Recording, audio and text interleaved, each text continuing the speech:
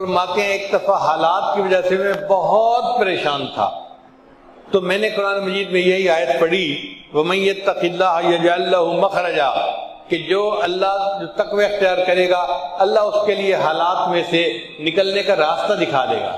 وہ کہتے ہیں کہ میں نے قرآن مجید رکھا اور اللہ کے سامنے نیت کی، اے اللہ میں آئندہ تقوی کی زندگی اختیار کروں گا، تو مجھے اس مشکل میں سے نکال دے۔ فرماتے ہیں صرف نیت کرنے کی وجہ سے اللہ نے اس تنگی کو آسان کر دیا اور میرے لیے خروج کا راستہ نکال دیا۔ تو تقوی اختیار کرنا اللہ کو اتنا پسندیدہ ہے، اللہ بندے کے لیے پریشانیوں میں سے راستہ نکال دیتا ہے۔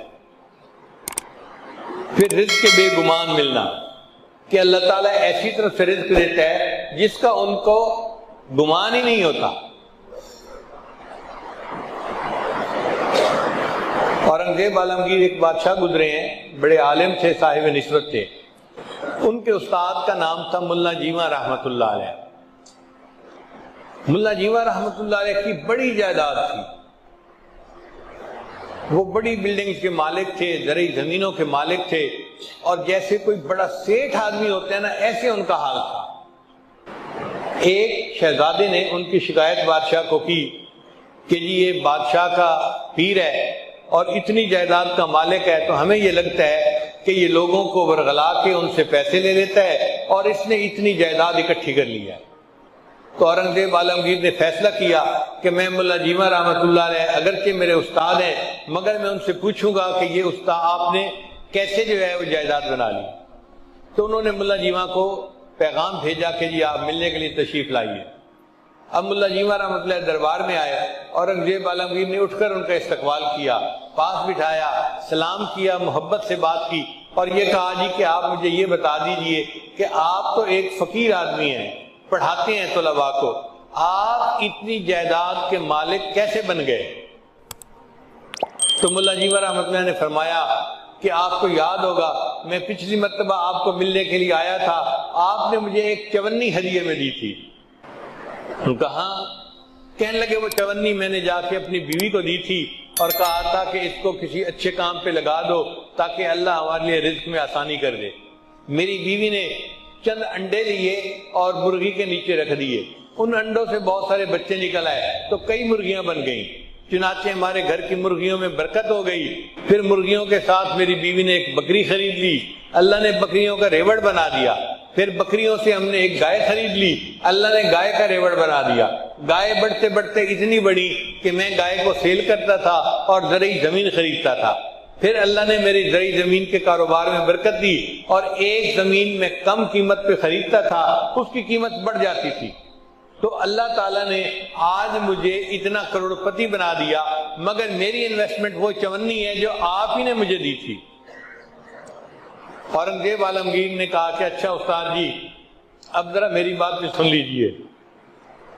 اس نے اپنا ایک خادم بھیجا کہ جاؤ فلاں جگہ پہ جو ایک ہندو ہے نا اس کو بلا کے لاؤ اور اس کو کہو کہ پچھلے سال کا پورا ریکارڈ خرچے کا ساتھ لے کے آیا۔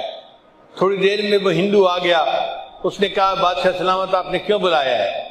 بادشاہ سلامت نے کہا کہ آپ نے پچھلے سال اپنے مکان کی چھت کو ریپیئر کروایا تھا، اس کا خرچہ کتنا ہے؟ اس نے کہا جی ایک چونی۔ اس نے کہا مجھے اس کی ڈیٹیل بتاؤ۔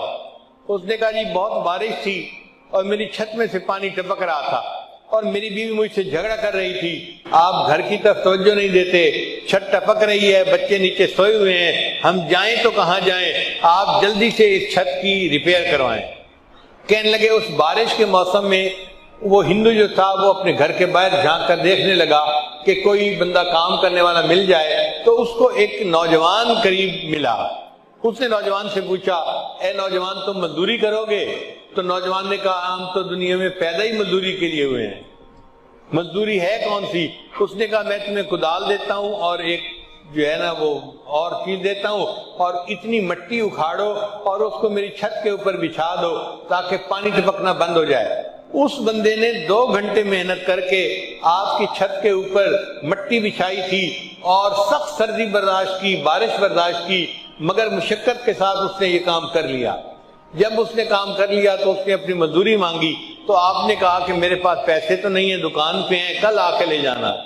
اس نوجوان نے جواب دیا میں ایک دفعہ جب کہیں سے چلا جاتا ہوں تو دوبارہ پھر وہاں نہیں آیا کرتا، آپ مجھے جو دینا ہے ابھی دو۔ تو میرے پاس ایک چونی تھی، میں نے اس مزدور کو کہا کہ یہ چونی لو اور چلے جاؤ۔ بادشاہ نے کہا ہاں تم نے اس کو چونی دی تھی استاد جی، وہ مزدور بیٹھا،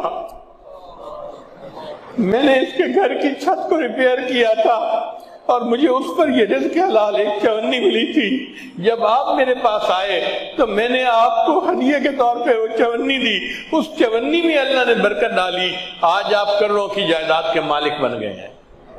اللہ ایسی طرف سے رزق دیتا ہے جس کا بندے کو گمان ہی نہیں ہوتا۔ تو پریشانیاں تو آتی ہیں، اس دنیا میں کون ہے جو پریشان نہیں ہے؟ دری دنیا کسے بے غم نہ باشد، دری دنیا کسے بے غم نہ باشد، اگر باشد بنی آدم نہ باشد۔ اس دنیا میں کوئی بے غم نہیں، اگر کوئی ہے تو پھر وہ بنی آدم ہی نہیں۔ تو غم تو ہے ہی اس دنیا کے ساتھ، ہاں جہاں کوئی غم نہیں ہوگا اس کا نام جنت ہے، ابھی وہاں نہیں پہنچے، جب پہنچ جائیں گے تو پھر غم ختم کر دیے جائیں گے۔ لا خوف علیہم ولا ہم یحزنون، یہ کہہ دیا جائے گا۔ دنیا کے اندر تو یہ غم آئیں گے، مگر یہ غم کبھی کبھی آتے ہیں۔ ایک بات اور دیکھیے کہ اللہ تعالیٰ کی طرف سے آسانیاں زیادہ اور تنگیاں تھوڑی، صحت کا عرصہ زیادہ، بیماری کا عرصہ، کھانے پینے کا وقت زیادہ اور فاقوں کا وقت، تو عنایات زیادہ ہیں، امتحان کبھی کبھی، عنایات زیادہ ہیں اور امتحان کبھی کبھی۔ تو جب عنایات اتنی زیادہ ہیں تو کبھی کبھی کوئی امتحان آ جائے تو ہم پھر بھی اپنے رب سے راضی رہیں، اپنے آپ کو سمجھائیں کہ پریشان ہونے کی کیا ضرورت ہے۔ کسی عارف نے کہا لطف سجن دم بدم، گہرے سجن گاہ گاہ،